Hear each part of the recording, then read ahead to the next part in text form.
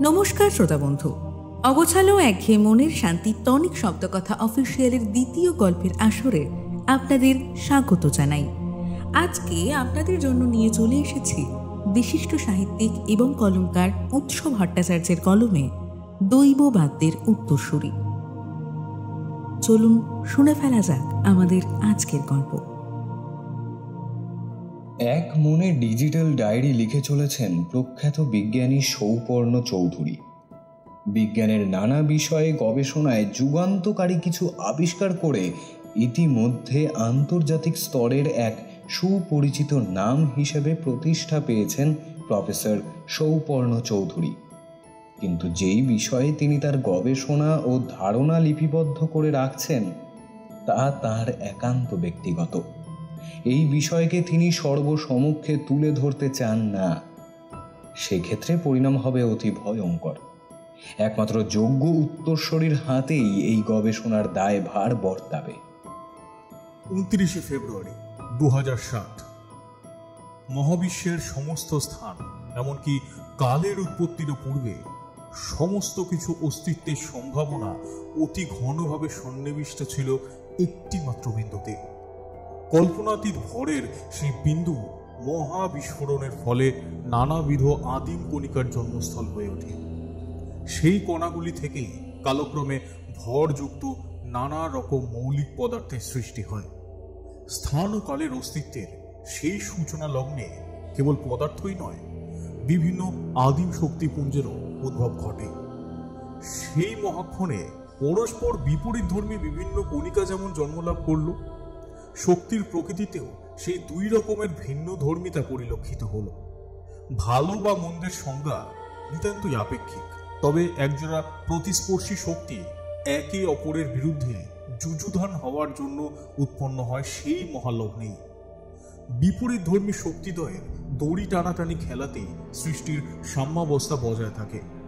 ভর যেমন এক পদার্থ থেকে অন্য পদার্থের রূপ ভেদেও বর্তমান, তেমনি সেই সকল আদিম শক্তিপুঞ্জ নানা রূপে প্রতিভাত হয় কালে কালান্তরে। সৃষ্টির গোড়াতে এক আদিম শব্দের উৎপত্তি ঘটে। সৃষ্টির গোড়া থেকে আজ অবধি সেই আদি ও অকৃত্রিম শব্দ ব্রহ্মাণ্ডে অনুরিত হয়ে চলেছে। কতটুকু ইন্দ্রিয় দ্বারা ধরা পড়বে সেটা পর্যবেক্ষকের সমীক্ষার উপর নির্ভরশীল। জীবজগতের মধ্যে সর্বোচ্চ চেতনার অধিকারী মানুষেরও ইন্দ্রিয়গত সীমাবদ্ধতা অনেক। কেবলমাত্র দৃশ্যমান আলোর অংশটুকুই তারা দেখতে পায়। ছোট আর বড় তরঙ্গ দৈর্ঘ্যের বাকি একটা বড় অংশ তারা দেখতেই পায় না। শব্দের ক্ষেত্রেও এই একই কথা প্রযোজ্য। কেবলমাত্র সামান্য একটা অংশই মানুষের শ্রুতিগোচর হয়, বাকিটা থেকে যায় অশ্রুত। কিন্তু ইন্দ্রিয়ের পরিসরে যা কিছু সীমাবদ্ধতা, অনুভবের মাধ্যমে সেই সমস্ত বিষয়কে কাছে পাওয়া যায়। শরীরের আধারে যে জীবাত্মার অধিষ্ঠান, সেই ক্ষুদ্র চেতনা মহাবিশ্বব্যাপী বিস্তৃত মহাচেতনার সঙ্গে সংযোগ স্থাপন করতে পারে। প্রাকৃতিক উপায়ে এমন অনেক কিছুই ঘটে যা আগামীতে কোনো বৈজ্ঞানিক যুক্তিতে নিয়ম হিসেবে প্রতিষ্ঠিত হবে। কিন্তু পরমা প্রকৃতি বৈজ্ঞানিক শিলমোহরের তোয়াক্কা করে না, সে চলে তার নিজের খেয়ালে। সৃষ্টির আদি লগ্নে যে শব্দ ব্রহ্মের উৎপত্তি, তা কালান্তরে ক্ষুদ্রাতি ক্ষুদ্র অংশে বিয়োজিত হয়ে পড়েছিল। বিশ্ব ব্রহ্মাণ্ডে ছড়িয়ে থাকা মহাজাগতিক শক্তিক্ষেত্রের মধ্যেই তাদের নিরবিচ্ছিন্ন কিন্তু স্বতন্ত্র অবস্থান। মস্তিষ্কের উৎকর্ষ সাধনের মাধ্যমে ও জ্ঞানচক্ষুর উন্মেষে মহাজাগতিক ভাব তরঙ্গের সাথে ভাবের আদান প্রদান তথা বার্তা বিনিময় সম্ভব। এমন কিছু বাদ্যযন্ত্রের অস্তিত্ব সম্ভব যাদের কম্পাঙ্ক মহাজাগতিক তরঙ্গের সঙ্গে সংস্পন্দিত হতে পারে। দেশ বিদেশের কিংবদন্তি অনুসারে পৃথিবীর বিভিন্ন প্রত্যন্ত প্রান্তরে সেই সব দৈবী বাদ্যযন্ত্রের সন্ধান মেলে। জাপানের দেবী বেনজাইতেনের বাদ্যযন্ত্র বিওয়া, গ্রিক দেবতা অ্যাপোলোর কিতারা বা সিতারা, মিশরীয় দেবতা ইহাই বা দ্য লর্ড অফ ভাইব্রেশনের সিস্ট্রম, অ্যাজটেক সভ্যতার উর্বরতার দেবতা কোকোপেল্লির দ্য হ্যাম্প নেকড ফ্লুট ইত্যাদি আশ্চর্য সব দৈবী বাদ্যযন্ত্র পাওয়া যায়। তাদের ক্ষমতাও অপরিসীম। ভারতীয় উপমহাদেশেও এমন অনেক বাদ্যযন্ত্রের সন্ধান মেলে, যেমন মহাদেবের ডমরু ও রুদ্রবীণা, নারায়ণের শঙ্খ, দেবী সরস্বতীর বীণা, শ্রীকৃষ্ণের মোহন বেণু, আরো নানা রকম বাদ্যযন্ত্র। এক একটা বাদ্যযন্ত্র এক একটা কার্যকরণের সম্পর্কে আবদ্ধ। কোনোটির সুরমূর্ছনা ঋতু পরিবর্তন ঘটাতে সম্ভব, আবার কোনোটি হিংসা মুছে দিয়ে সম্প্রীতির ভাব জাগিয়ে তুলতে পারে।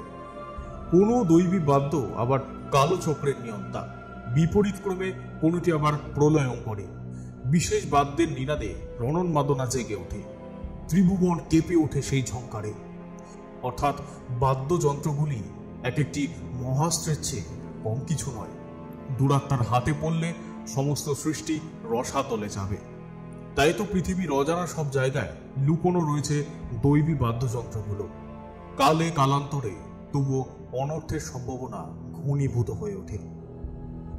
সৃষ্টির অস্তিত্বের সাথে অনাসৃষ্টির দ্বন্দ্বে কখনো সৃষ্টি টিকে থাকে, কখনো বা লয় হয়ে যায়।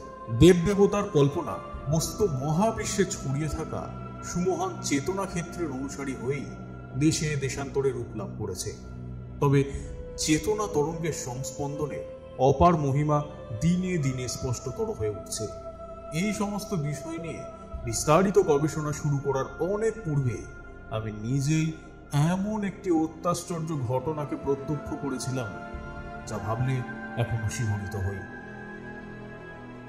ডায়েরি লেখা থামিয়ে অতীতচারী হয়ে পড়েন বিজ্ঞানী সৌপর্ণ চৌধুরী। ধীরে ধীরে তার চোখের সামনে সিনেমার মতো ভেসে ওঠে ছোটবেলার কিছু ঘটনা। ক্রমশ তিনি স্মৃতিচারণায় ডুবে যান। আজকাল আর তেমন শীত তো পড়েই না হে। শীত কাকে বলে সে আমরা কিছু কিছু দেখেছি ছোটবেলায়। সে সময় মাঘের শীত বাঘের গায়েও কাঁপন ধরিয়ে দিত। তোমরা ছেলে ছোকরারা সেসব কিছু আর পেলেই না। আক্ষেপ নিয়ে কানাই জ্যাঠা সৌপর্ণকে কথাগুলো বলছিলেন। তা তিনি ভুল বলেননি কিছুমাত্র।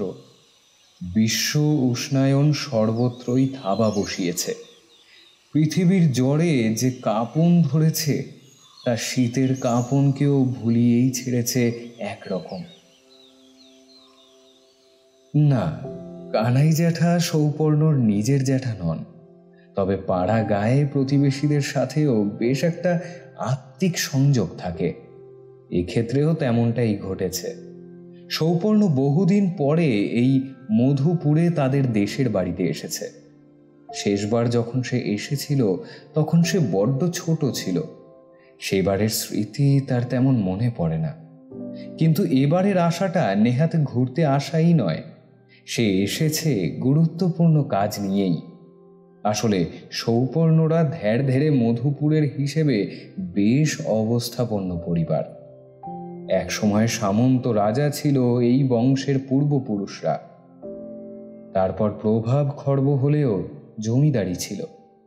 সেসব জৌলুসও বহুদিনই ঘুচেছে, কিন্তু অস্তমিত সূর্যের আভা যেভাবে দিগন্তকে রাঙিয়ে দিয়ে যায়, তেমনভাবেই ঐশ্বর্যের তলানিটুকু উপযুক্ত উত্তরাধিকারীর হাতে অর্পণ করতে চান চৌধুরী বাড়ির বড় কর্তা সদানন্দ চৌধুরী। সেই কাজ সুসম্পন্ন করতে না পারলে যে তার মোড়েও শান্তি নেই। তিনি সম্পর্কে সৌপর্ণর ঠাকুরদা। তার কদিন ধরেই মনে হচ্ছে যে তার দিন ফুরিয়ে এসেছে, আর সেই কারণেই সৌপর্ণকে জরুরি তলব। আসলে কর্মসূত্রে এই বাড়ির উত্তরাধিকারীরা দূর দূরান্তের শহরে ছড়িয়ে পড়েছিলেন, কিন্তু দৈব দুর্বিপাকে তাদের মধ্যে আর কেউই প্রায় জীবিত নেই। সৌপর্ণর বাবাও গত হয়েছেন বেশ কয়েক বছর হয়ে গেল। তাই চৌধুরী বাড়ির একমাত্র জীবিত উত্তরাধিকারী বলতে এখন কেবল সৌপর্ণই। মধুপুর আসার পর ঠাকুরদার সাথে প্রাথমিক কথাবার্তা হয়েছে সৌপর্ণর। তিনি শয্যা নিয়েছেন বেশ কিছুদিন, তবে মূলত বার্ধক্যজনিত জড়া বাদে তেমন বড় কোনো অসুখ তার নেই। তাকে দেখাশোনা করার 2 জন লোক রয়েছে, এছাড়া রান্নার লোক আর সমস্ত কিছু তদারকি করবার একজন। সেদিন চৌধুরী বাড়ির কাছাকাছির মধ্যেই একটু ঘুরে দেখছিল সৌপর্ণ। তার মাঝেই কানাই জ্যাঠার সাথে দেখা। সৌপর্ণর পরিচয় পাওয়া মাত্র তিনি সৌপর্ণর বাবা কাকাদের কতটুকু দেখেছেন সেই সব কথা দিয়েই বার্তালাপের শুরু। তারপর একে একে কত কথাই বলতে লাগলেন। সৌপর্ণের বাবা কাকাদের অকাল প্রয়াণের জন্য সন্তাপ প্রকাশ করলেন। মধুপুরের একাল সেকাল সব বলতে লাগলেন মিশুকে মানুষটি। সময়টা শীতকাল হওয়ায় কথায় কথায় সেই প্রসঙ্গও এসে গেল।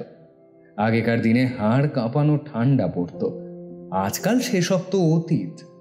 স্মৃতির পরিসরেই রয়ে গেছে সেই সব অনুভবগুলো। শীত এবারেও তেমন পড়েনি বটে, কিন্তু নদীর দিকটায় মাঝে মাঝে যেন ঘন কুয়াশা ঢেকে যেতে দেখছেন তিনি। সেই জায়গাটাতে উপস্থিত থাকলে দারুণ শৈত্য অনুভবও হচ্ছে। মনে হচ্ছে জায়গাটা যেন মধুপুরেই নয়, বরফের কোনো দেশে চলে এসেছেন বুঝি। কিন্তু আক্ষেপ এই যে তার এই অভিজ্ঞতার কথা মধুপুরে আর কেউ বিশ্বাসই করেনি। আসলে সব সময় বা প্রতিদিন তো তেমনটা ঘটেও না, তাই তারা ভেবেছে বয়সকালে কানাই বুড়োর বুঝি মতিভ্রম হয়েছে। কিন্তু তা নয়। তিনি ইষ্ট দেবতার নামে শপথ করেও বলতে পারেন তিনি আদৌ ভুল কিছু অনুভব করেননি। সৌপর্ণ তাকে আশ্বস্ত করে। সে অন্তত তার কথা অবিশ্বাস করছে না। তেমনটা আবার দেখতে পেলে এবার তোমায় সেখানে নিয়ে যাব বাবা। তা যাবে তো তুমি? সৌপর্ণ নির্দ্বিধায় সম্মতি জানায়। তার মনেও একটা রহস্যের মেঘ ঘনিয়ে উঠেছিল। বিষয়টা যে খুব একটা স্বাভাবিক নয়, এই কথাটা তার মনে বারংবার অনুরণিত হচ্ছিল। কুটুমবাড়ির নিমন্ত্রণে গিয়ে ফিরতে একটু দেরি হয়ে গেছে শশাঙ্ক হালদারের। ভালো মন্দ খেয়ে একটু গড়িয়ে নিতে নিতেই বেলা পড়ে এলো। তার উপর আবার শীতকাল। পা চালিয়ে চললেও মধুপুরে পৌঁছানোর ঢের আগেই সূর্য পশ্চিম দিগন্তে ঢলে পড়েছে। নদীর দিকটা দিয়ে আসছে শশাঙ্ক। ওই নামেই নদী। বর্ষাকালে তবু খানিকটা জল যাও বা থাকে, শীতকালে শুকনো খটখটে হয়ে রয়েছে। হঠাৎ করেই শশাঙ্কর কেমন যেন শীত শীত করতে লাগলো। গায়ের আলোয়ানটা ভালোভাবে জড়িয়ে নিলে সে। টর্চ জেলেই সে এগোচ্ছিল, কিন্তু সামনের যে গাঢ় কুয়াশার পর্দাটাকে সে দেখতে পেল, সেটাকে যেন টর্চের আলো ভেদ করতে পারছে না। সে যতই এগোয় শীতটা জাঁকিয়ে বেড়ে উঠতে থাকে। ক্রমশই পুরো কুয়াশার পর্দাটা তাকে চারিদিক থেকে ঘিরে ফেলতে চায়। শশাঙ্ক কি আদৌ মধুপুরে আছে? তার মনে হয় সে যেন উচ্চ পার্বত্য অঞ্চলের শৈত্য প্রবাহের কবলে পড়েছে। সমস্ত পোশাক ভেদ করে হিম শীতল শেল যেন তার সারা গায়ে বিঁধতে লাগলো। ঠান্ডায় তার হাত পা জমে যেতে বসেছে। যত দ্রুত সম্ভব সে হাঁটতে চেষ্টা করে। কুয়াশার প্রান্তর যেন তেপান্তরের মতো বিস্তৃত হয়ে রয়েছে, শেষ আর হতে চায় না। এরই মধ্যে হঠাৎ কেমন যেন একটা অস্বাভাবিক শব্দ কানে এলো তার। শব্দটা অনেকটা চাপা গোঙানির মতো, সাথে খচমচ করে আরো একটা শব্দ। শুকনো পাতার উপর দিয়ে কিছু একটা চলাফেরা করছে। গোঙানির মতো শব্দটাও তার থেকেই উদ্ভূত হচ্ছে। এদিকে স্পষ্টভাবে কিছুই দেখতে পারছে না শশাঙ্ক। তবু টর্চটা বাগিয়ে ধরে এদিক ওদিক চাইল সে। শব্দের উৎসস্থলটা ক্রমশই কাছে এগিয়ে আসছে শশাঙ্কর। শব্দ হচ্ছে খসখস, সাথে সেই বিষদৃশ গোঙানির মতো পাশবিক একটা শব্দ। ক্রমেই একটা অস্পষ্ট অবয়ব টর্চের আলোক বৃত্তের মধ্যে চলে আসতে লাগলো। তারপর সেটা স্বরূপ দেখতে পেল শশাঙ্ক, আর সাথে সাথে যেন বিদ্যুৎ পৃষ্ট হলো সে। এ কি দেখছে সে? সে যা দেখলো তার সাথে পৃথিবীর কোনো চেনা প্রাণীরই বুঝি সাদৃশ্য নেই। প্রাণীটা আকারে মানুষের মতোই, কিন্তু আয়তনে একটা পূর্ণবয়স্ক মানুষের বেশ কয়েক গুণ বড়। আর সেটার হাত আর পায়ের জায়গায় যে উপাঙ্গগুলো রয়েছে সেগুলো অস্বাভাবিক রকমের সরু সরু। প্রাণীটা সরীসৃপের মতো প্রায় বুকে হেঁটে চলাচল করছে।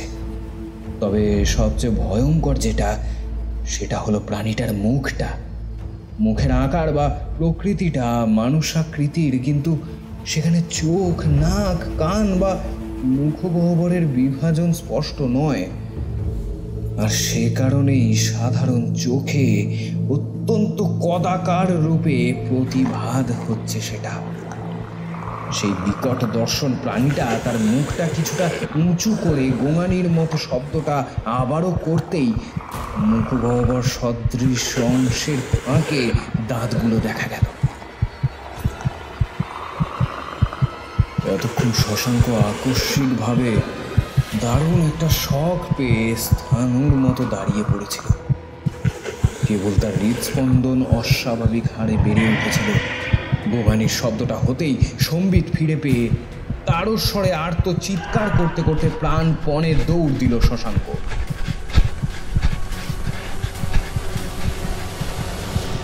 নিজের বাড়ির দোরগোড়া পর্যন্ত কোনো মতে পৌঁছেই জ্ঞান হারালো সে। শশাঙ্ক অদ্ভুত দর্শন জীবটাকে দেখে এমন আতঙ্কিত হয়ে পড়েছিল যে আর কিছু দেখতে পাওয়ার মতো অবস্থাই তার ছিল না। তা না হলেও অবশ্য সে দেখতে পেত না এমন এক ভয়ঙ্কর অস্তিত্বকে, যা বাস্তবিকই ভয়ের কারণ হতে পারে। যে প্রাণীটাকে সে ভয় পাচ্ছিল তাকে ভয় পাওয়ার মতন কারণ যদিও ছিল না, কিন্তু তার থেকে কয়েক হাত দূরে অপেক্ষা করছিল এক মূর্তিমান আতঙ্ক। তাকে মানব দেহের চর্মচক্ষুতে দেখতে পাওয়া যায় না।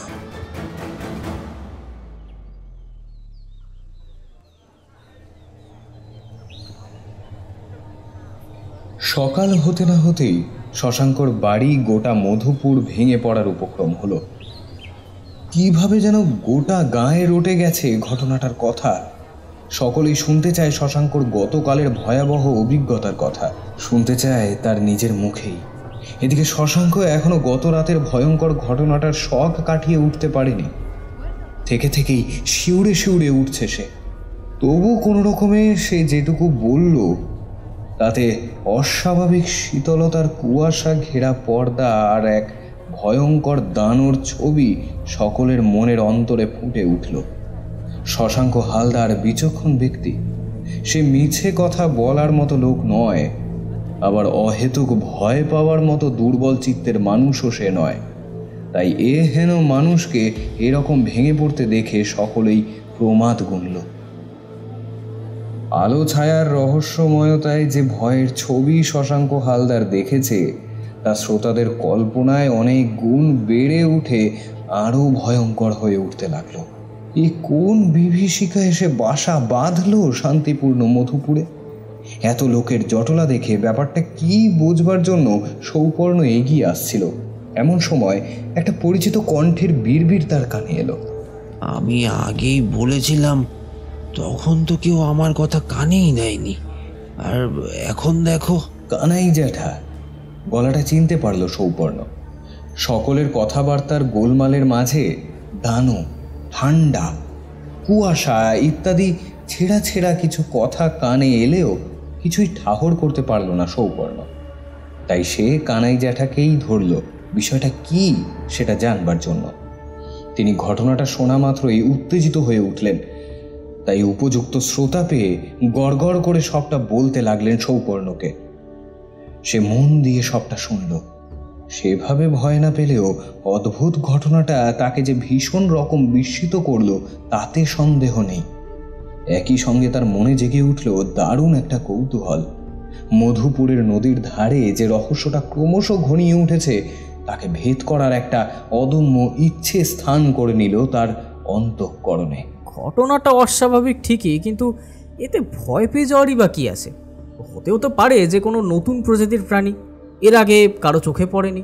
তাছাড়া প্রতি বছরই তো পৃথিবীর বিভিন্ন প্রান্ত থেকে কত নতুন উদ্ভিদ আর প্রাণী আবিষ্কার হয়। এই ক্ষেত্রে দৈত্যদানও ভেবে নেওয়াটা বড় বেশি বোকামি নয় কি? তোমরা আজকালকার দিনের ছেলে ছোকরা, তার উপর শহরের মানুষ, তোমরা ওইসব বিশ্বাস করবে না জানি, কিন্তু এইসব পাড়া গায়ে এমন অনেক কিছুই ঘটে যার ব্যাখ্যা পুঁথি পড়া বিদ্যে দিয়ে করা যায় না। ভেবেছিলাম নদীর ধারে হঠাৎ করে ওই রকম কুয়াশা যে সত্যি হয় আর দারুণ ঠান্ডা লাগে সেটা দেখাতে নিয়ে যাব তোমায়, কিন্তু না বাবা, ওইসব ভুতুরে কুয়াশার বিপদের মধ্যে পড়ে কাজ নেই। তুমিও আর ওই দিক পানে যেও না বাবা, যেও না। তখনকার মতো আর কিছুই বলে না সৌপর্ণ, কিন্তু জমে ওঠা রহস্যের পর্দাটা উন্মোচনের একটা দুর্নিবার আকাঙ্ক্ষা জেগে উঠেছে তার মনে। ক্রমশই সেটার প্রাবল্য বাড়ছে, তাই সেই কৌতূহল নিবৃত্তি করতে না পারলে তার শান্তি নেই। শশাঙ্ক হালদারের ঘটনাটা এমন কিছুই বড় ব্যাপার ছিল না, কিন্তু বলা ভালো একটা আসন্ন মহা বিপদের ইঙ্গিত মাত্র ছিল। সেদিন থেকে গোটা মধুপুরে অদ্ভুত সব ঘটনা ঘটতে লাগলো। গবাদি পশুগুলো অজানা অস্তিত্বতে কেবলই ছটফট করে আর তারও স্বরে ডাকাডাকি করতে থাকে।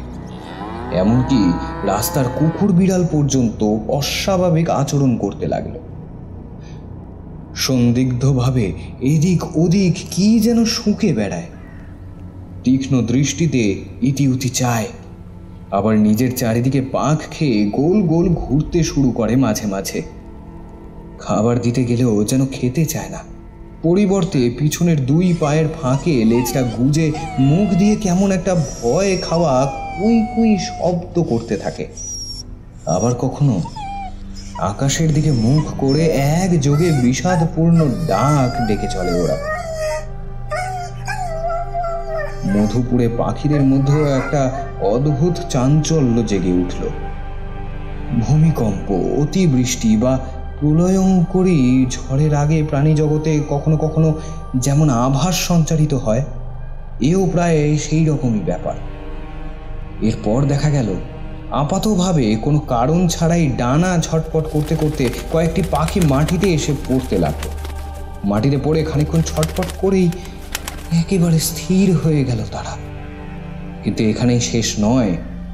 বেশ কিছুক্ষণ টানা পর্যবেক্ষণ করলে ভালোভাবেই বুঝতে পারা যেত যে সেই পাখিদের বাইরের চামড়াটা অপরিবর্তিত থাকলেও অদৃশ্য কেউ বা কারা যেন তাদের সমস্ত দেহ রস শুষে নিয়ে একদম ছিবড়ে করে দিচ্ছে। একটা দুটো দিন যেতেই পাখিদের পরিণতিটাই হতে লাগলো ছোটখাটো বিড়াল কুকুরদেরও। কোথাও কোনো ক্ষত চিহ্ন পর্যন্ত নেই তাদের শরীরে, অথচ তাদের দেহ থেকে সন্তর্পণে কেউ বা কারা যেন দেহ রস শুষে নিয়েছে। মধুপুরের কিছু কিছু মানুষদের মধ্যে দেখা দিল অন্যরকম কিছু উপসর্গ। তারা চেনা পথে যেতে যেতে কখনো বিভ্রান্ত হয়ে পড়ল। তাদের মনে হতে লাগলো সম্পূর্ণ অচেনা কোনো জায়গায় বুঝি এসে পৌঁছেছে। মধুপুরের আজন্ম চেনা পথ, ঘাট, বাড়ি, ঘর সবকিছু তাদের কাছে অন্যরকম ঠেকতে লাগলো। সারাদিন মাথা ঝিমঝিমে একটা ভাব, কানে যেন তালা ধরে আছে তাদের। সময়টা একবিংশ শতাব্দী, কিন্তু হলে কি হবে? হাজার হোক গায়ের মানুষজন ভূত প্রেত অপদেবতার ধারণায় বিশ্বাসী। এমন সব অদ্ভুতরে ঘটনা ঘটলে সেই বিশ্বাস যে দৃঢ় হবে সেটা সহজেই অনুমেয়। মধুপুর ও আশেপাশের ওঝা গুণিনদের ডেকে কিছু উপাচার অনুষ্ঠান করালো গ্রামের মোড়লেরা, কিন্তু ফল কিছুই হলো না।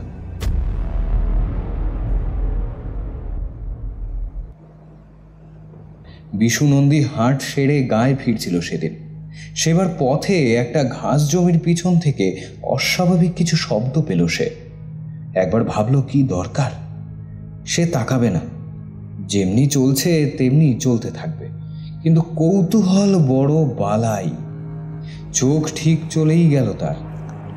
আর ভালোভাবে দেখার জন্য পা জোড়াও এগিয়ে গেল ঝোপের পিছন দিকটায়। আর ঠিক তখনই সে যা দেখতে পেল তাতে তার রক্ত জমে হিম হয়ে গেল। মানুষের থেকে বেশ কয়েক গুণ বড় চেহারার, আবার খানিকটা মানুষাকৃতির একটা জীব। সরু সরু উপাঙ্গগুলো বড্ড বেমানান। বুকে হেঁটেই বেশি চলাফেরা করে প্রাণীটা, বেশ বোঝা যাচ্ছে তা। পাশেই একটা মৃত কুকুর পড়ে রয়েছে। কেবল চামড়াটুকুই লেগে আছে মৃত কুকুরটার গায়ে। দেহের সমস্ত রক্ত কেউ যেন শুষে নিয়েছে তার। আর সেই বিকট দর্শন প্রাণীটা সেই ছিবড়ে মতো মৃত কুকুরটার দেহাংশকেই ভক্ষণের চেষ্টা করছে। তবে কি এই অদ্ভুত আর ভয়ঙ্কর জীবটাই দায়ী রক্তশূন্য প্রাণীগুলোর মৃতদেহের জন্যে? বিশুর অন্তত তাই মনে হলো। নিজের অজান্তেই একটা অস্ফুট আর্তনাদ বেরিয়ে এলো তার মুখ থেকে। আর তখনই প্রাণীটা তার দিকে ফিরে চাইল। বিশু যেন তড়িৎ আহত হলো। এইরকম কিছুর যে অস্তিত্ব আছে তা দুঃস্বপ্নেও সে ভাবতে পারেনি কখনো। চোখ, নাক, মুখ কিছুই যে স্পষ্ট নেই প্রাণীটার মুখে। মুখ বলতে যা বোঝায় এ তেমন ব্যাপারই নয়।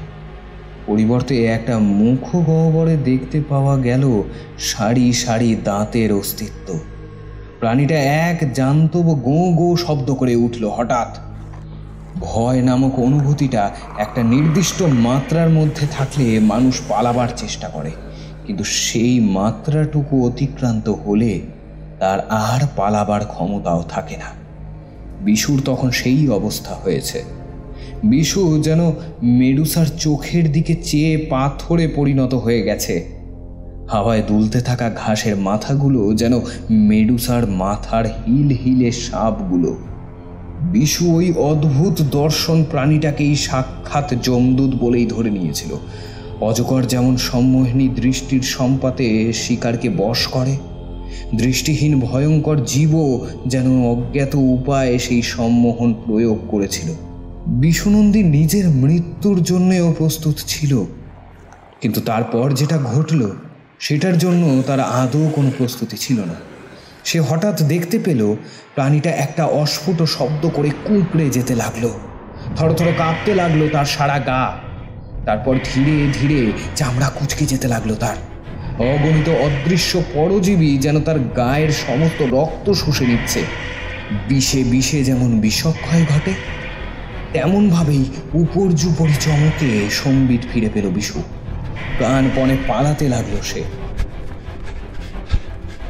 দিকবিদিক জ্ঞান শূন্য হয়ে এসে দৌড়চ্ছে তো দৌড়চ্ছেই, কিন্তু বেশ কিছুক্ষণ দৌড়বার পর হাঁপাতে হাঁপাতে যখন দাঁড়িয়ে পড়ল সে, তখন চারপাশটা দেখে কিছুতেই ঠাহর করতে পারল না যে কোথায় এসে পৌঁছেছে। আশেপাশের গাছপালাগুলো বড্ড অচেনা অচেনা লাগলো তার। মধুপুর তো দূরের কথা, এমন সব অদ্ভুত দর্শন সুবিশাল গাছপালা সে জীবনেও দেখেনি। হঠাৎ তার চোখ যায় আকাশের দিকে। এ কি, আকাশের রংটা ওরকম টকটকে লাল কেন? শ্বাসবায়ুটাকেও কেমন যেন ভারী ভারী ঠেকছে। ভীষণ মাথা ঘুরতে লাগলো তার। চোখের সামনে পুরো পৃথিবীটা ঝাপসা হয়ে এলো। মধুপুর আর বিশু নন্দীকে কোনোদিন দেখেনি। সদানন্দবাবু বয়সের ভারে শয্যাশায়ী হলেও তিনি আশ্চর্য স্মৃতিশক্তির অধিকারী। তার নাতি সৌপর্ণকে তিনি মধুপুরের পুরনো দিনের নানা রকম গল্প গাছা শুনিয়েছেন ইতিমধ্যেই। এই তো সেদিন ইউরোপীয় উপনিবেশের সময়কার সব ঘটনা বলছিলেন তিনি। অবশ্য সেই সব তার নিজের চোখে দেখা ঘটনা নয়, পূর্বপুরুষদের থেকে শোনা বা মধুপুরের জনশ্রুতি সেই সব কাহিনী। তিনি বলছিলেন সেই সব ফেলে আসা সময়ের কাহিনী, যখন একাধিক ইউরোপীয় সাম্রাজ্য লোভী শক্তির অগ্রাসনের কবলে পড়েছিল মধুপুর। অনাহার, অর্ধাহার, রোগ ব্যাধি তো লেগেই থাকত। একাধিকবার মহামারী ও দুর্ভিক্ষের কবলেও পড়েছে মধুপুর। ইংরেজরা পাকাপাকিভাবে দখল নেওয়ার আগে পর্যন্ত মূলত পর্তুগিজদের আধিপত্য কায়েম ছিল মধুপুরে। পর্তুগিজদের নানা রকম বর্বরোচিত অত্যাচারে পীড়িত হয়েছিল সেখানকার সাধারণ মানুষেরা। প্রতিরোধ গড়ে তোলার চেষ্টা যে করেনি তা নয়, তবে তা ছিল নিতান্তই অপ্রতুল। মধুপুরের প্রান্তে যে নদীটা নামেই মাত্র রয়ে গেছে আজ, সে সময়ে তার নাব্যতার অভাব ছিল না। মাঝে ভয়ঙ্কর ভূ আন্দোলনের কারণে নদীর গতিপথটা পাল্টে যেতেই নদীটা বর্তমান সময়ে মূলত নাব্যতা হারিয়েছে। সেই সময় পর্তুগিজ নাবিক দস্যুরা জলপথকে আশ্রয় করে হানা দিত গ্রামে গ্রামে। তারা লুঠত রাজ ও নির্মম হত্যা লীলা তো চালাতই, পাশাপাশি কৃতদাস করবার অভিপ্রায় ধরে নিয়ে যেত জ্যান্ত মানুষও। পুরুষ বা নারী পার পেত না কেউ। তখন চৌধুরীদের প্রভাব প্রতিপত্তি নেহাতি কম ছিল না, তাই তাদের সাথে প্রায়শই সংঘাত লাগত বর্বর দস্যুগুলোর। কিন্তু কখনো কখনো পর্তুগিজ দস্যুরা পাল্লায় ভারী হয়ে যেত। তখন সাধারণ গ্রামবাসীদের কপালে অত্যন্ত দুর্গতি অপেক্ষা করত। এমনই একবার পর্তুগিজ দস্যুর দল লুঠতরাজ ও হত্যালীলার পাশাপাশি বেশ কিছু মানুষ ধরে নিয়ে যেতে প্রবৃত্ত হয়েছে। কিন্তু কোনো এক সুযোগে সেই বন্দি মানুষেরা দস্যুদের হাত থেকে পালিয়ে যায়। কিন্তু আশ্চর্য এই যে খ্যাপা ষাঁড়ের মতো খুঁজেও আশেপাশের কোনো গ্রাম থেকেও তাদেরকে আর খুঁজে পায়নি সেই হারমাত বাহিনী। দস্যুর দল একসময় চলে যায় বটে, কিন্তু সেই মানুষদের আর কেউ কখনো মধুপুরে বা অন্যত্র দেখতে পায়নি। তারা যেন হঠাৎ করেই ভোজবাজির মতো মিলিয়ে গেছে। গায়ের মানুষ কুসংস্কারে বিশ্বাসী, তারা ভূত প্রেত অপদেবতার কথা রটিয়েছিল। কিন্তু গোপন সূত্রে শোনা যায় সেই মানুষগুলো মাটির নিচে কোনোভাবে আত্মগোপন করেছিল। অবশ্য খাদ্য জল ছাড়া কদিনই বা ওরকমভাবে বেঁচে থাকা যায়? তাদের মর্মান্তিক অন্তিম পরিণতির কথা সহজেই অনুমান করা যায়। ভূগর্ভস্থ ঘরটাকে একটা স্যাঁতস্যাঁতে ভাব ঘিরে রেখেছে। যুগ যুগান্তরের একটা দম বন্ধ করা বাতাস যেন গুমড়ে মরছে সেখানে। কায়াহীন দীর্ঘকায় ছায়াগুলো মৃদু আলোয় কম্পন জাগিয়ে তোলে বারংবার। জাগতিক অপ্রাপ্তিরা সব অতৃপ্ত আত্মার মতো বিদেহী হয়ে ঘুরে বেড়াচ্ছে আর বুক ফাটা হাহাকার করছে। তাদের বেদনার্ত বিলাপের শব্দে যেটুকু বাতাস সেই প্রকোষ্ঠে ছিল তাও যেন ভারী হয়ে উঠেছে। বিদেহীদের সেই যন্ত্রণার সাথে মিশেছে অপার্থিব জগতের সব অচেনা কিন্তু ভয়াবহ শব্দ। সেই সব শুনতে পেলে যে কোনো সাধারণ মানুষেরই হৃৎপিণ্ড স্তব্ধ হয়ে যেতে পারে। প্রায় অন্ধকার সেই কুঠুরিতে একটি লোক অদ্ভুত সব উপাচার ক্রিয়া করে চলেছে। চারপাশে ইতস্তত ছড়ানো ছেটানো রয়েছে বিচিত্র সব উপাচার সামগ্রী। কোনো এক সময় লোকটির পরিচয় ছিল হিমাংশু চট্টরাজ, কিন্তু আজ সে সব অতীত। বিগত জীবনটা যেন জন্মান্তরের মতো বলে মনে হয়। এখন তার মাথায় জটা, মুখে বহু কালের না কামানো গোপ দাড়ির জঙ্গল, চোখজোড়া কোটরে ঢুকে গেছে, কিন্তু চোখের উন্মাদ সুলভ দৃষ্টিতে গনগনে আগুনের উত্তাপ। আগুন যেমন সমস্ত কিছুকে জ্বালিয়ে পুড়িয়ে শেষ করে দেয় আর কেবল ফেলে রাখে এক মুঠো ছাই। এই দৃষ্টির অধিকারীও তেমনি সৃষ্টির সমস্ত কিছু জ্বালিয়ে অঙ্গারে পরিণত করতে চায়। অথচ হিমাংশু চট্টরাজ চিরকাল এমন তো ছিল না। বছর কুড়ি আগে পর্যন্ত সে আর 5 জন সাধারণ মানুষের মতোই দিন অতিবাহিত করছিল। তার স্ত্রীর নাম ছিল সম্পূর্ণা, কিন্তু সে এক দুরারোগ্য অসুখে আক্রান্ত হয়। যথাসাধ্য চেষ্টা করেও তাকে বাঁচাতে পারল না হিমাংশু। সে তার স্ত্রীকে অত্যন্ত ভালোবাসত। ফলস্বরূপ স্ত্রীর অকাল মৃত্যুতে সে উন্মাদ হয়ে গেল। প্রাথমিক অভিঘাতে তার বাঁচার ইচ্ছেই চলে গিয়েছিল। তারপর সে ভাবল যে কোনো উপায়ে সম্পূর্ণাকে ফিরিয়ে সে আনবেই। শ্মশানে মশানে উদ্দেশ্যহীনভাবে ঘুরে বেড়াতে লাগলো সে। বারংবার মৃত্যুকে খুব কাছ থেকে দেখল, কিন্তু তার মন তবুও কিছুতেই শান্ত হলো না। সে মনে মনে ভাবল, শ্মশানে কত বড় বড় সব সাধক, গুপ্তবিদ্যা চর্চাকারীরা অবস্থান করছেন। তাদের স্মরণ নিলে ঠিকই একটা উপায় হবে। তারপর সাধুসঙ্গ করবার জন্য প্রভূত প্রচেষ্টা চালায় সে। তবে অধিকাংশ সাধকের তরফেই মেলে রূঢ় প্রত্যাখ্যান।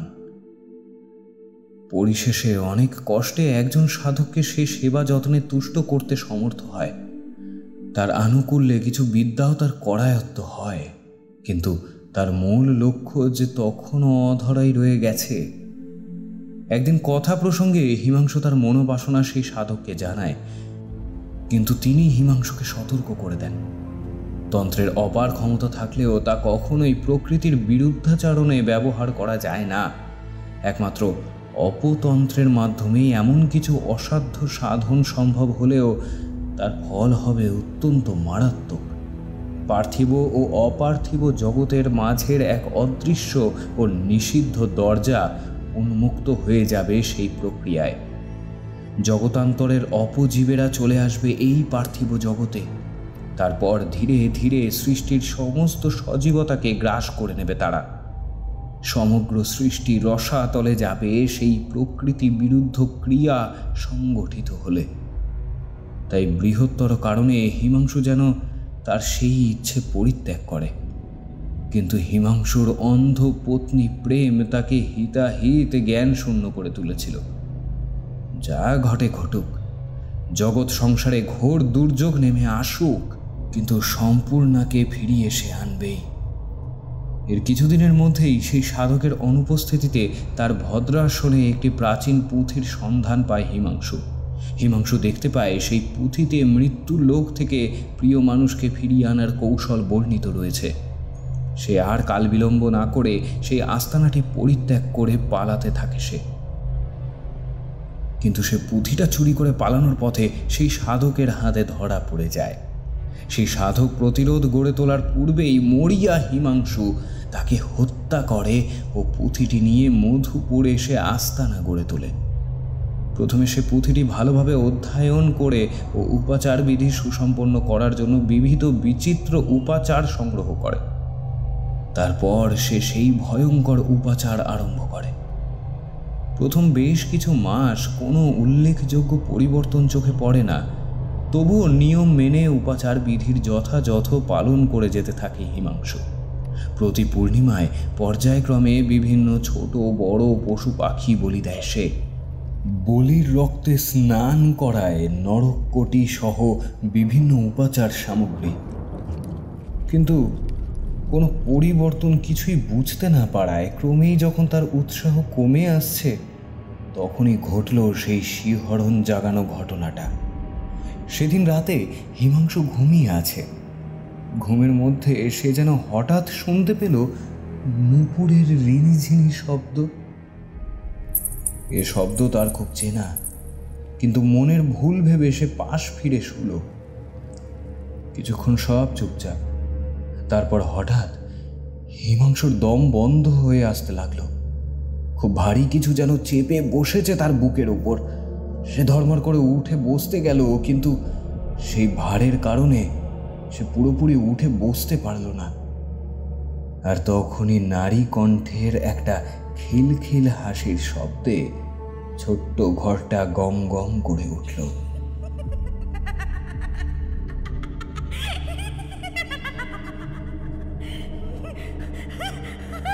অন্ধকারে চোখটা একটু শুয়ে আসতে সে দেখল একটা অপার্থিব নীলচে আলোয় ঘরটার পরিবেশটা মায়াবী হয়ে উঠেছে। পরিচিত কণ্ঠে কেউ তার নাম ধরে ডেকে উঠল, অংশু, শুনছ? আমি এসেছি, শুনছ? কে কে এসেছে? সম্পূর্ণা? এত তাড়াতাড়ি? এও কি সম্ভব? তখনই হিমাংশু দেখতে পায় তার বুকের উপর চেপে বসা একটা অবয়ব ক্রমশ স্পষ্ট হয়ে উঠছে। কিছুক্ষণের মধ্যেই সে স্পষ্ট দেখতে পেল সম্পূর্ণাকে। হ্যাঁ হ্যাঁ, এই তো সম্পূর্ণা, কোনো ভুল নেই। ওই তো সে হিমাংশুরই কিনে দেওয়া পছন্দের হলুদ শাড়িটা পরে রয়েছে। আত্মহারা হয়ে সে বলে উঠল, তুমি এসেছো সম্পূর্ণা? আমার এতদিনের সমস্ত চেষ্টা আজ তবে সার্থক হলো। বুকের উপর চেপে বসা ভারটা যেন অসহ্য হয়ে উঠছে ক্রমশ। তাই অনেক কিছু বলার থাকলেও আর কিছুই বলে উঠতে পারল না সে। পরিবর্তে কষ্ট করে দম নেওয়ার চেষ্টা করতে লাগলো। এই সময় সে নারী মূর্তি এমনভাবে হেসে উঠল যে অতি বড় সাহসীরও বুক কেঁপে ওঠে। তারপর সে রহস্য করে বলল, বলো দেখি, কে আসল সম্পূর্ণা? আমি নাকি ও, নাকি ওই যে ও?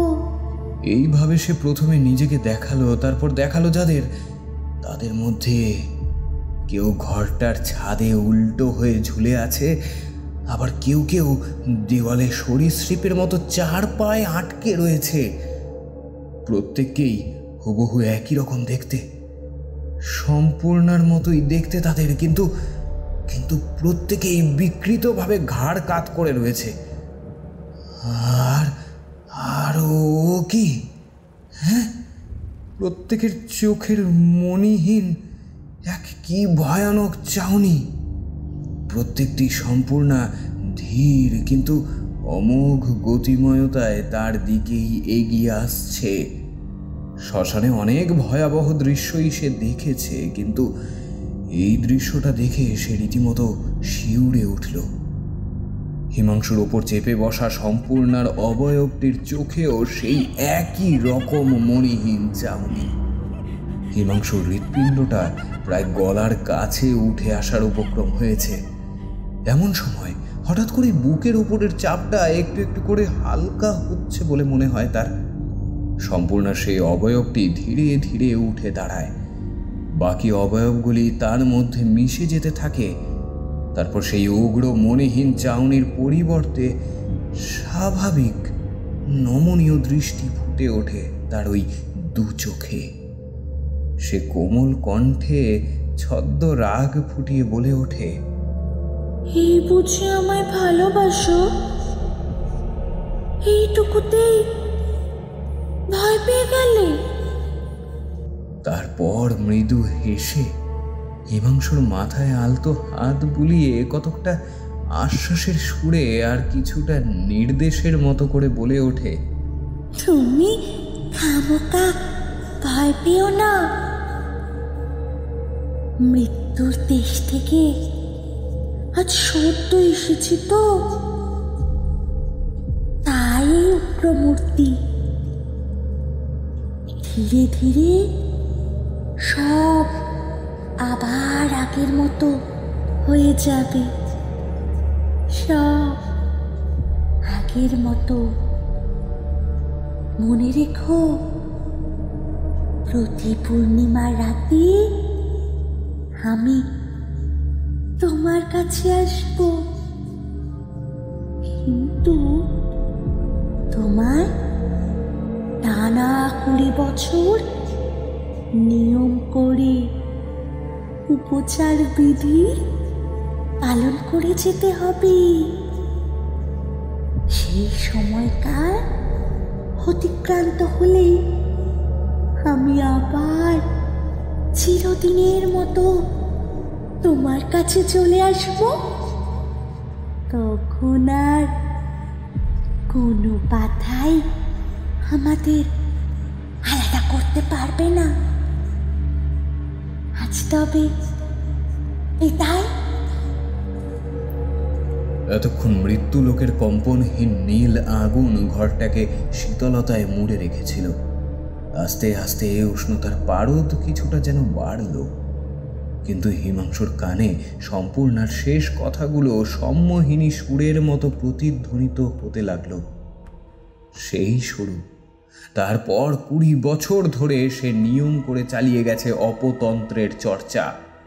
অবশ্য বিনিময়ে পূর্ণিমার রাতে সম্পূর্ণাকে কাছে পেয়েছে সে, যদিও সেই মায়াবিনী আদতে তো সম্পূর্ণা নয়। অপার্থিব জগতের কোনো অশুভ অস্তিত্ব সম্মোহনের ফাঁদে আচ্ছন্ন করে তাকে দিয়ে করিয়ে নিচ্ছে সমস্ত উপাচার প্রক্রিয়া।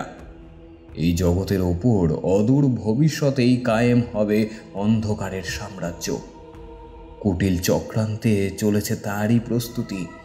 ফলস্বরূপ এর প্রাথমিক অভিঘাতে ধীরে ধীরে অন্ধকারের মেঘ ঘনীভূত হয়ে উঠছে মধুপুরের আকাশে। বাতাসে প্রকট থেকে প্রকটতর হয়ে উঠেছে মৃত্যুর ঘ্রাণ। জীবনী শক্তি ক্রমশই শুষে নিচ্ছে মৃত্যুলোকের অশুভ অস্তিত্বরা। প্রতি মাসে বিশেষ বিশেষ দিনে ছোট বড় পশু পাখি তো বলি দিতেই হয়, সাথে রয়েছে বার্ষিক নরবলির বিধান। অতি সুকৌশলে অন্ধকারের শক্তিতে বলিয়ান হয়ে হিমাংশু গত 19 বছর ধরে সেই ভয়ঙ্কর কাজও সম্পন্ন করে এসেছে। ধীরে ধীরে জগতান্তরের সেই নিষিদ্ধ দরজা খুলে যাচ্ছে। তাই জগতান্তরের অপজীবেরা সব হানা দিচ্ছে মধুপুরে। অন্তিম বলিদানটি কেবল বাকি, আর তাহলেই সৃষ্টিকে রক্ষা করা অসম্ভব হয়ে যাবে, যার প্রাথমিক অভিঘাতে মধুপুর ধ্বংস হয়ে যাবে। তারপর ক্রমশই বিস্তৃতি লাভ করবে মারণযোগ্য। নিকষ কালো অন্ধকারের সাম্রাজ্যে হারিয়ে যাবে জীবনের আলো। ইতিমধ্যেই মধুপুরের কিছু মানুষ হঠাৎই ভীষণ ভীত সন্ত্রস্ত হয়ে আত্মহননের পথ বেছে নিয়েছে। অনেকেই তো উন্মাদ হয়ে গেছে এবং নিজেকেই আহত ক্ষত বিক্ষত করে চলেছে। দারুণ এক বিষণ্ণতায় মৃত্যুর উৎসব আসন্ন হয়ে উঠেছে।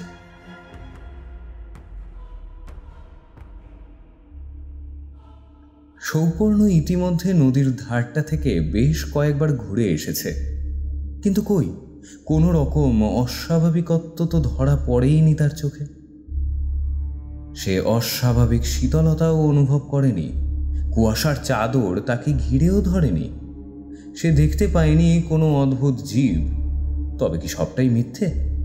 সরল গ্রামবাসীরা কোনো কারণে হ্যালুসিনেট করছে? ঠিকমতো বুঝতে পারে না সে। তবে হ্যাঁ, কিছু মৃত কুকুর, বেড়াল আর পাখি পড়ে থাকতে সে দেখেছে। একেবারে ছিবড়ে হয়ে গেছে তাদের দেহ। তবে মধুপুরের বেশ কিছু মানুষ উন্মাদ প্রায় হয়ে গেছে, সে খবর সৌপর্ণ জানে। গায়ের পরিবেশটা যে ঠিক স্বাভাবিক নেই সেটা সৌপর্ণ ষষ্ঠেন্দ্রিয় তাকে বারবার জানিয়েছে।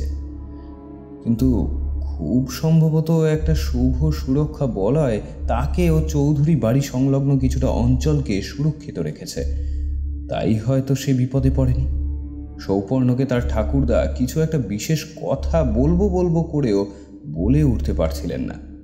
এদিকে না বলেও স্বস্তি পাচ্ছেন না। সৌপর্ণ বিষয়টা বুঝতে পারে। শেষে সৌপর্ণ জোর করলে দ্বিধা কাটিয়ে বলতে লাগলেন তিনি, চৌধুরী বংশের এক দৈন্দ্য প্রতাপ পূর্বপুরুষ ছিলেন তেজেন্দ্র নারায়ণ চৌধুরী। তিনি যেমন একজন সুশাসক ছিলেন, তেমনি ছিলেন একজন বিদ্বান ব্যক্তি। বিভিন্ন বিচিত্র বিষয়ে তার দখল ছিল। দর্শন, রসায়ন, চিকিৎসা শাস্ত্র, জ্যোতির্বিদ্যা, জ্যোতির্চর্চা, তন্ত্রচর্চা, সঙ্গীত ও বাদ্যযন্ত্র ইত্যাদি নানা বিষয়ে তিনি পারদর্শী ছিলেন। তিনি একটা বাঁশির মতো দেখতে আশ্চর্য বাদ্যযন্ত্র প্রস্তুত করেছিলেন আর নির্দেশ দিয়ে গেছিলেন যেন কোনো পরিস্থিতিতেই চৌধুরীরা এটিকে হাতছাড়া না করে।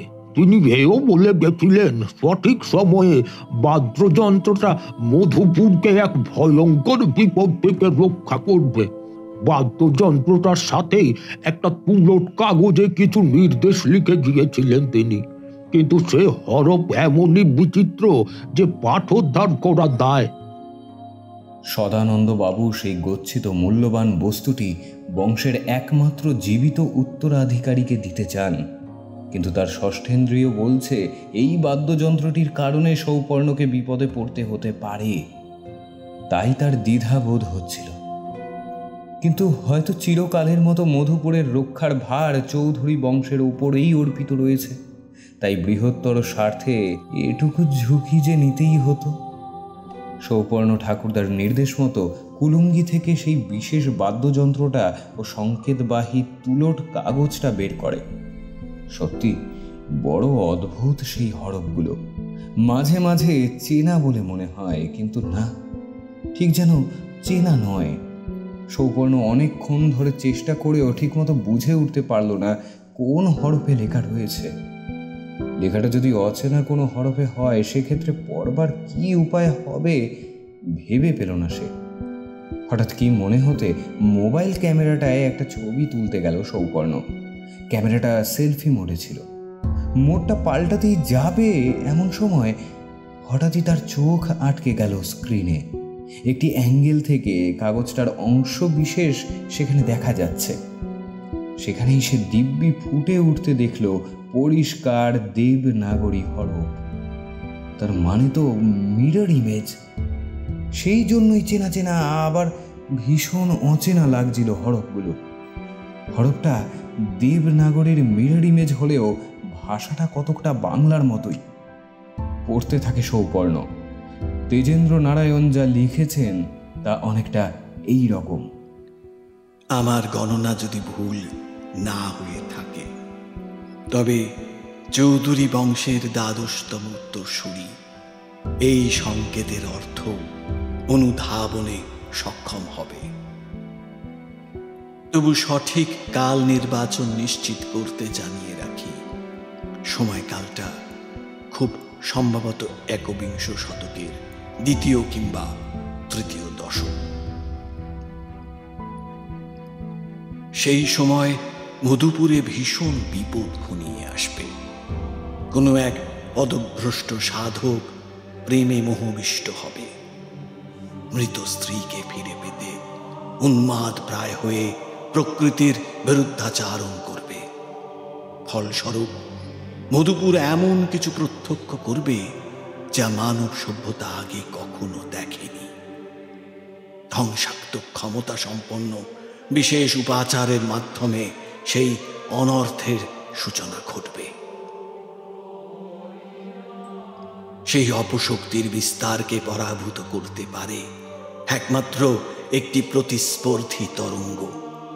ধনাত্মক কণিকার পাশাপাশি যেমন ঋণাত্মক কণিকার অবস্থান আর দুইয়ের সংঘর্ষে উভয়েরই লয় ও শক্তির মুক্তি, এমনভাবেই এই দুই প্রতিস্পর্ধী মহাশক্তি একে অপরকে প্রশমিত করতে পারবে। এই বিপদের সূত্র ধরেই সহসা অন্য এক জগতের দ্বার উন্মুক্ত হয়ে পড়বে। আর সেই পথে আপাততভাবে অদৃশ্য কিছু জীব মধুপুরে প্রবেশ করবে। মনুষ্যেত্তর বা মনুষ্যোত্তর জীবগুলো এই পরজীবীগুলির পোষক হতে পারবে। মনুষ্যোত্তর জীবগুলি একদা এই জগতেরই ছিল, কিংবা আগামীতে তাদের উদ্ভব ঘটবে। এই ক্ষেত্রে কিন্তু অন্য জগৎ থেকেই তারা আসবে। রক্ষা একটাই, মানুষ অদৃশ্য পরজীবীগুলির দ্বারা সরাসরি আক্রান্ত হবে না।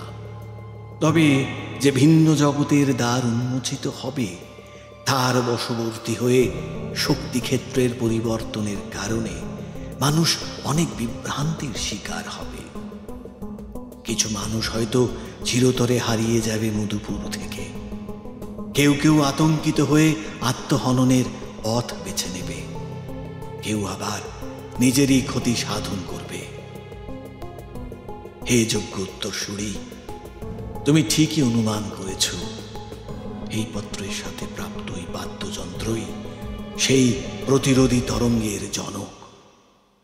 দেখতে আপাততভাবে বাঁশির মতো হলেও এই যন্ত্রের নিচের অংশে রয়েছে কিছু তার।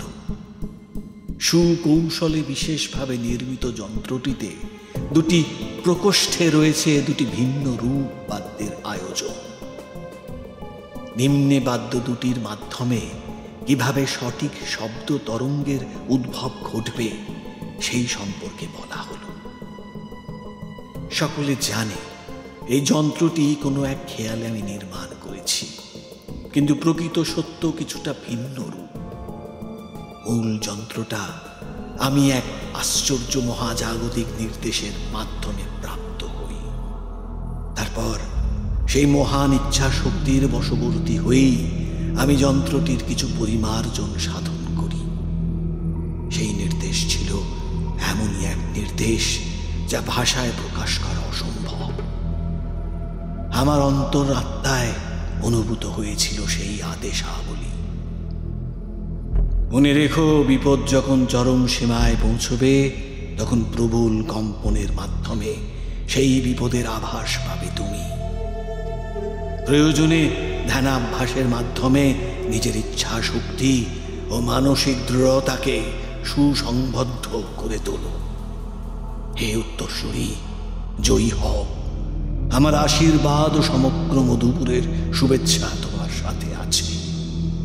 কেবল মধুপুর নয়, তোমার উপরই রয়েছে সৃষ্টিকে তার বিচ্যুত অবস্থা থেকে আবারও সাম্য অবস্থায় ফিরিয়ে দেওয়ার দায়িত্ব। শব্দ ব্রহ্মের মাধ্যমে ত্রিফলা বিপদের অবসান ঘটবে। জগতান্তরের দ্বার আবারও বন্ধ হয়ে যাবে। ভিন্ন মাত্রার জীবগুলো সঠিক অবস্থানে ফিরে যাবে। নির্ভয় হও, নিজের ওপর বিশ্বাস রাখো। মনে রেখো, তুমিও পরমাত্মার একটি ক্ষুদ্রাতি ক্ষুদ্র অংশের বাহু। জগৎ পালক তোমার সহায়। বিজয়ী ভব। চিঠিটা পড়ে এক আশ্চর্য মনোভাব তৈরি হয় সৌপর্ণর। যদিও মানুষত্বর জীব বলতে তেজেন্দ্র নারায়ণ ঠিক কি বুঝিয়েছেন সেই প্রশ্নটা তার মনে জেগে থাকে। সে মনে মনে আশু কর্তব্য পালনের জন্য প্রস্তুত হয়। তেজেন্দ্র নারায়ণের সেই তুলট কাগজে উল্লেখ ছিল বিপদের আভাস মিলবে কম্পনের মাধ্যমে। মধুপুরে একটা প্রবাদ প্রচলিত আছে, মধুপুরের আকাশে যতদিন সূর্য চন্দ্র উঠবে ততদিন তেজেন্দ্র নারায়ণের কথা বিফলে যাবে না।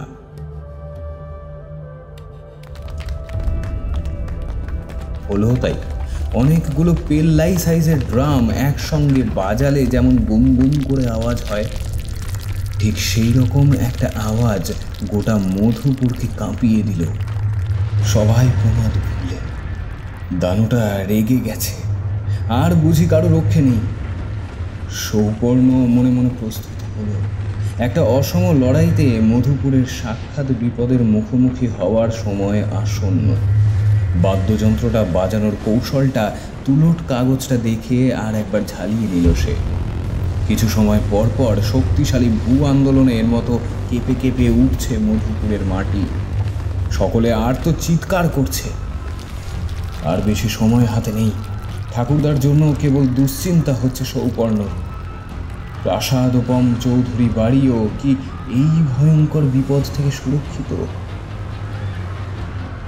সদানন্দ বাবুর সাথে সৌপর্ণ দেখা করতে গেলে ম্লান হেসে তিনি বললেন, আমি বেশ বুঝতে পারছি আবার সময় শেষ হয়ে এসেছে। আমার জন্য চিন্তা করো না দাদু ভাই, তুমি বিজয়ী হও। মধুপুরকে বাঁচাও তুমি। এই বলে তিনি সৌপর্ণর মাথায় হাত রাখলেন। বিশেষ বাদ্যযন্ত্রটা হাতে নিয়ে বেরিয়ে পড়ে সৌপর্ণ। গমগমে শব্দটা আর তালে তালে মাটি কেঁপে ওঠার মাত্রাটা এখন আগের চেয়েও বেড়ে গেছে। পাল্লা দিয়ে বেড়েছে সৌপর্ণের হৃৎস্পন্দনও। অমিত শক্তিশালী এক অদৃশ্য প্রতিপক্ষের বিরুদ্ধে সংগ্রামে নেমেছে সে। সামান্য একটা বাদ্যযন্ত্র কিভাবে রক্ষা করবে এই বিপদ থেকে জানে না সৌপর্ণ। যুক্তিতর্কের পরিসর পিছু হটেছে, বিশ্বাসটুকুই এখন সম্বল। একবার তার মনে হলো কি পাগলামি করছে সে। এটা তো একটা শক্তিশালী ভূমিকম্প, সে বাজনা বাজিয়েই বা কি করতে পারে। সন্দেহের দোলাচলে যখন বিশ্বাসের ভিত্তিটা কেঁপে উঠেছে, ঠিক সেই সময় নদীর দিকটা থেকে অশ্রুতপূর্ব বিকট কিছু শব্দ ভেসে এলো।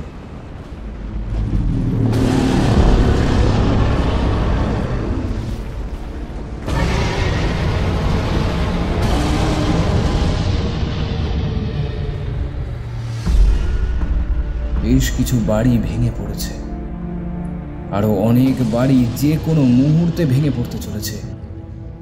বড় বড় গাছ সমূলে উৎপাটিত হয়ে পড়ে রয়েছে দিকে দিকে। প্রচণ্ড শক্তিশালী এক দানব যেন সংহার মূর্তি ধারণ করে সমস্ত কিছু তছনছ করে দিচ্ছে। ভীষণ কম্পনের মধ্যেও ভেঙে পড়া গাছ আর বাড়ির ভগ্নাবশেষ বাঁচিয়ে কোনো মতে টলতে টলতে নদীর দিকে যেতে থাকে। একবার পথে কানাই জ্যাঠার সাথে দেখা হলো। জ্যাঠা কি ওকে যেতে বারণ করছে, কিন্তু আজ যে কোনো বারণ শোনার সময় নেই তার, সে উপায়ও নেই। বহু শতাব্দী প্রাচীন এক অভিশাপ মুক্তি চাইছে তারই হাত ধরে। কাছাকাছি পৌঁছতেই সে বেশ দেখতে পেল একটা লোক দুই হাত ছড়িয়ে উন্মাদের মতো হাসছে। ছটপট করতে থাকা কয়েকটা বিকট দর্শন প্রাণীয় চোখে পড়ল তার।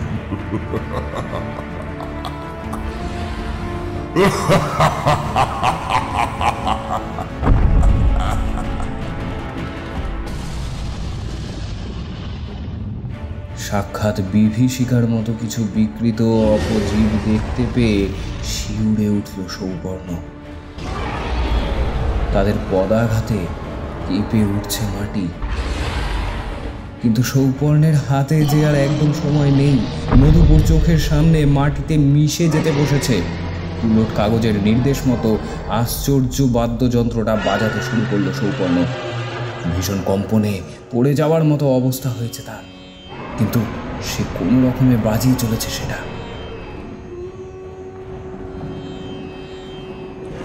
সে জানে না এতে আদৌ কোনো কাজ হবে কিনা, বা হলেও ঠিক কোন যুক্তিতে তা হওয়া সম্ভব। কিন্তু এটা জানে তার নিজের ফুৎকারে ও আঙুলের যৌথ সহায়তায় যে অপূর্ব সুর মূর্ছনা সৃষ্টি হচ্ছে, তার সমতুল্য সুর সে আগে কখনো শুনেনি। শুধু সে কেন, এমন অপার্থিব সুর মূর্ছনা কজন শুনেছে তাও বলা শক্ত। প্রথমটায় আত্মমগ্ন হিমাংশু কিছুই শুনতে পায়নি। তারপর সুরটা কানে গেছে তার, কিন্তু একটা শ্লেষের হাসি ফুটে উঠেছে তার মুখে। সে চেঁচিয়ে বলছে, বাজিয়ে নে মন যা চায়, মরতে হবেই তোদের সবাইকে, কেউ বাঁচবি না, কেউ না। আর তোকে বলি দিয়েই আমার 20 বছরের সাধনায় সিদ্ধাই পাবো আমি। সম্পূর্ণ আমার, শুধু আমার। মৃত্যুরও সাধ্য নেই ওকে আমার থেকে আলাদা করে।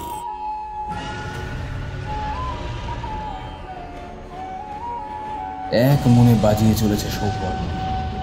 কম্পনটা কি একটু কমেছে? কই, আগের মতো টলে টলে পড়ে যাচ্ছে না তো সে আর। দাঁড়িয়ে থাকতে পারছে কোনো রকমে। এতক্ষণে কম্পনের কমে আসাটা হিমাংশুও লক্ষ্য করেছে। সে অপজীবগুলোকে কি একটা মন্ত্র প্রয়োগ করে নির্দেশ দিল। বিকট শব্দে গর্জে উঠছে তারা। চোখ বুজে এক মনে বাজাতে লাগলো সৌপর্ণ। বাজাতেই লাগলো কোনো দিকে না তাকিয়ে।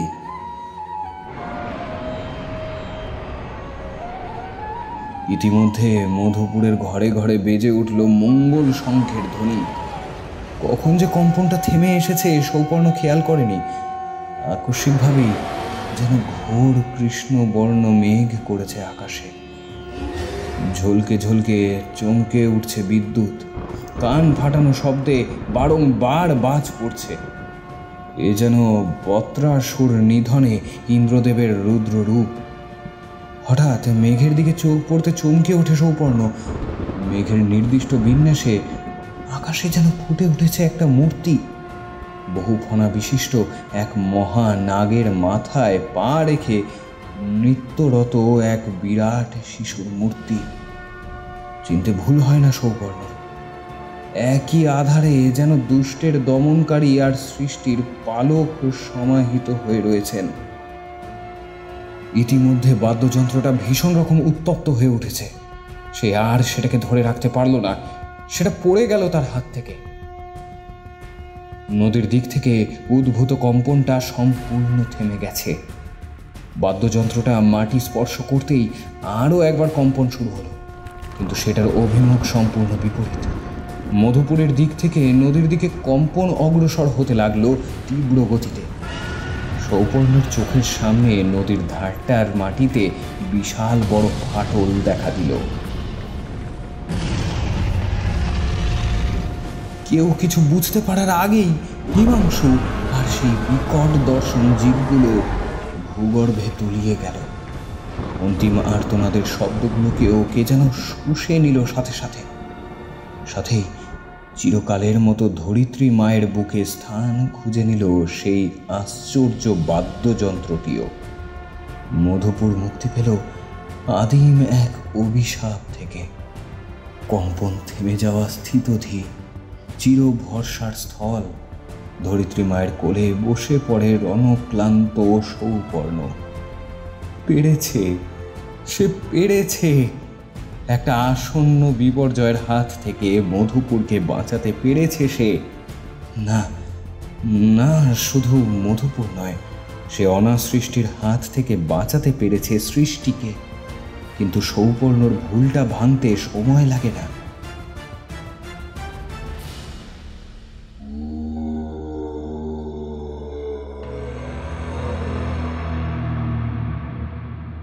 বিপদ যখন আসে তখন তো আর একা আসে না। যে সুগভীর ফাটলটা সৃষ্টি হয়েছে সেটার অতল স্পর্শী গভীরতা থেকে একটা বিজাতীয় শব্দ ভেসে আসছে। বহুকাল সুষুপ্তির অতলে থাকা কোনো হিংস্রতা যেন জেগে উঠতে চাইছে। নির্নিমেষ ক্ষুধা আর জিঘাংসা মাখা সেই পাশবিক ডাকি যেন উঠে আসছে পাতালের গভীরতা থেকে। এতক্ষণ যে পরস্পর বিরোধী দুটো শক্তি তরঙ্গের মধ্যে সংস্পর্শ লেগেছিল সেটার আগাম আভাস সৌপর্ণর জানা ছিল, কিন্তু এই নতুন বিপদের কথা সে ঘুণাক্ষরেও জানতো না। তবে বিদ্যুৎ চমকের মতো তার মনে পড়ে গেল তেজেন্দ্র নারায়ণ লিখেছিলেন ত্রিফলা, বিপদের অবসান ঘটবে। তখন সে শব্দটাকে আলাদাভাবে গুরুত্ব দেয়নি। এখন তার মনে হলো এই কি তবে তৃতীয় বিপদের স্বরূপ? কিন্তু তেজেন্দ্র নারায়ণ তো এও লিখেছিলেন শব্দ ব্রহ্মের মাধ্যমেই এই বিপদেরও সমাধান ঘটবে। কিন্তু সেই বাদ্যযন্ত্রটি তো হারিয়ে গিয়েছে পাতালের গর্ভে। তবে কি উপায়? বুকটা হু হু করে উঠল সৌপর্ণর। হায় হায়, সে কি কুক্ষণেই উত্তপ্ত বাদ্যযন্ত্রটাকে হাত থেকে নামিয়ে রাখলো। যদিও এ কথা সত্য, অসহনীয় সেই উত্তাপ কোনো মানুষের ত্বকই সহ্য করতে সক্ষম ছিল না। সেই বাদ্য আবার বাজানো তো দূরস্থান। ইতিমধ্যেই শোঁ শোঁ শব্দে একটা প্রবল ঘূর্ণাবর্ত পাতালের গভীরতা থেকে উঠে এলো। পরিবেশটা পুতিগন্ধময় হয়ে উঠল সাথে সাথে, যেন নরক থেকে দলা দলা অঙ্কিলতা উঠে আসতে চাইছে।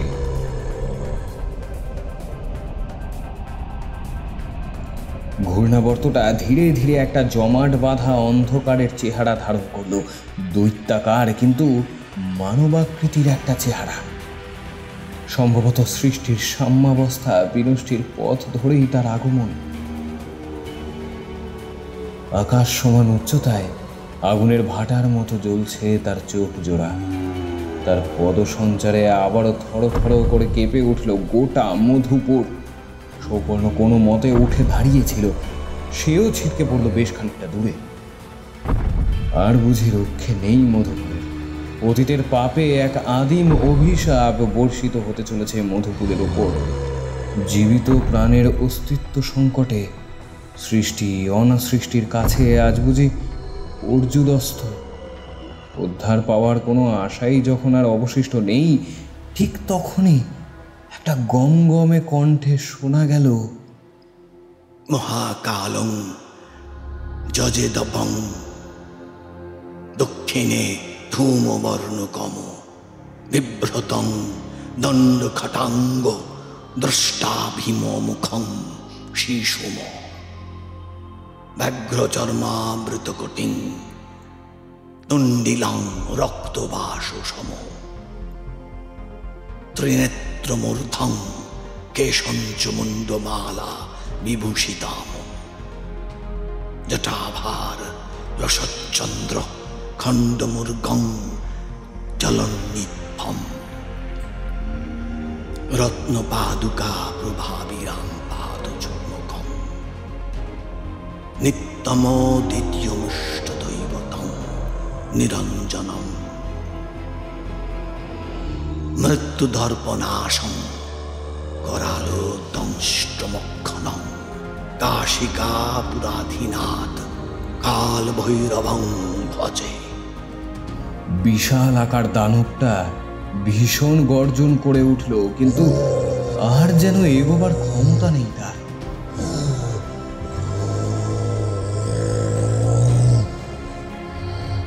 যন্ত্রণায় ক্রমশ উপড়ে যেতে লাগলো অত বড় শরীরটা। উদাত্ত কণ্ঠে মন্ত্রোচ্চারণে নিরবিচ্ছিন্ন ভাবে চলতে লাগলো।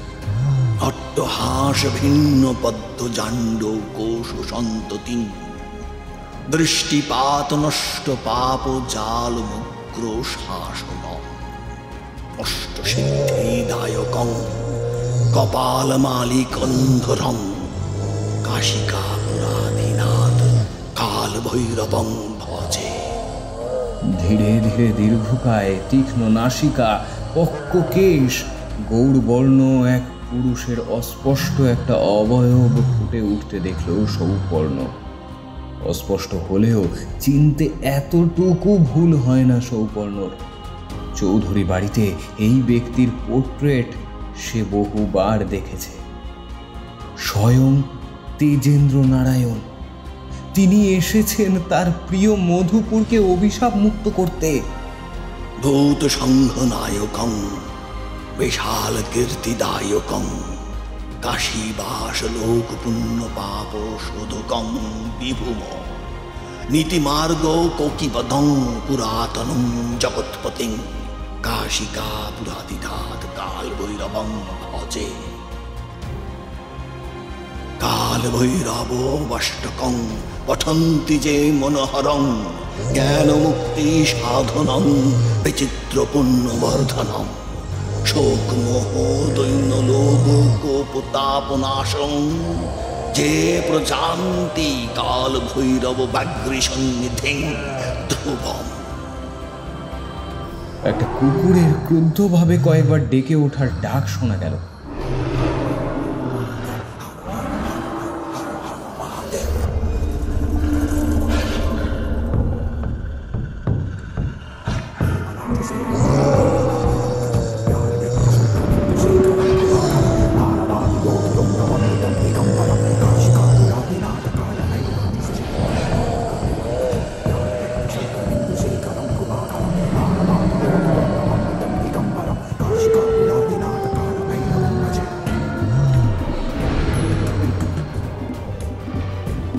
আর তারপরেই ভীষণ সেই দানব কান ফাটানো শব্দে আর্তনাদ করে উঠল।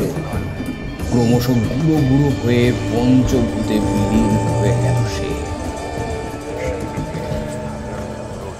সৌপর্ণ দেখতে পেল তেজেন্দ্র নারায়ণ অর্থপূর্ণ স্মিত হাস্য করলেন তারই দিকে চেয়ে।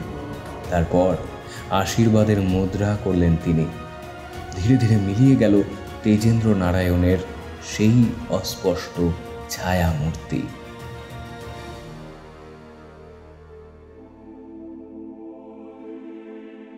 যেমন হঠাৎ করেই ঘোর কৃষ্ণবর্ণ মেঘ জমে উঠেছিল, তেমনি ভোজবাজির মতোই তা অন্তর্হিত হয়েছে। সাথে নিয়ে গেছে অন্য জগতের বিপদগুলিকেও। পশ্চিম আকাশে রক্তিম আভা ছড়িয়ে দীননাথ অস্তাচলের পথে পাড়ি জমিয়েছেন। চৌধুরী বাড়িতেও একটা সূর্য ঢলে পড়েছে। অন্ধকার নেমে এসেছে বটে, কিন্তু পাশাপাশি রয়েছে নতুন দিনের আলোর আশ্বাস।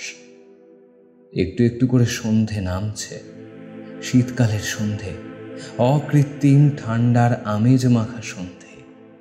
বিশ্ব উষ্ণায়ন সবটুকু কেড়ে নিতে পারেনি এখনো আশা আছে, নতুনভাবে বাঁচবার আশা। স্মৃতির সারণী বেয়ে হারিয়ে গিয়েছিলেন প্রৌঢ় বিজ্ঞানী সৌপর্ণ চৌধুরী। ওর ওষ্ঠে একটা স্মিত হাসির রেখা ফুটে উঠল। সমস্ত কিছু তিনি লিখে যাচ্ছেন তার এই ডিজিটাল ডায়েরিতে। কিন্তু সেই ডায়েরির বক্তব্য এখন গবেষণালব্ধ বিশেষ জ্ঞানগুলি একমাত্র সেই উপযুক্ত উত্তরাধিকারীর কাছেই উন্মুক্ত হবে, যার চিন্তা চেতনার তরঙ্গ সৃষ্টির জন্য মঙ্গলময়। সৃষ্টি সুরক্ষিতই থাকবে অনাসৃষ্টির হাত থেকে। সঠিক উত্তরস্বরী কর্তব্যের আকর্ষণেই প্রাপ্ত হবে ব্রহ্মজ্ঞানের অধিকার। শব্দ ব্রহ্ম যে তার উপযুক্ত বাহক খুঁজে নিতে জানে।